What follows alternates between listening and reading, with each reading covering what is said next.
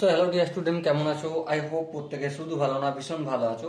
স্ক্রিনের উপর একটা প্রশ্ন দেখা যাচ্ছে, তাই না? প্রশ্নটা কি বলেছে দেখো, the set a equal to x, এক্সটা কেমন, such that a to the power x equal to one, a greater than one.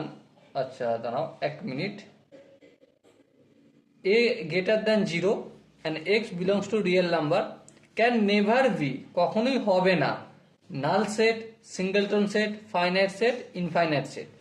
প্রথমত এই যে সেটটা রয়েছে এটা একটু ডিকোড করি। দেখো এ সেটের মধ্যে কি কি এলিমেন্টস আছে, এক্স আছে, এক্স কেমন, a to the power x equal to one, okay. আর এ গ্রেটার দেন জিরো, এর ভ্যালু জিরো, আর এক্স বিলং করছে রিয়েল নাম্বারে। এবারে এখানটা যদি একটু ডিকোড করি তাহলে কি দেখতে পাবো, দেখো এক্স হচ্ছে রিয়েল নাম্বার আর এ এর ভ্যালু জিরোর থেকে বড়, তার মানে এ এক্স ইকুয়াল টু ওয়ান।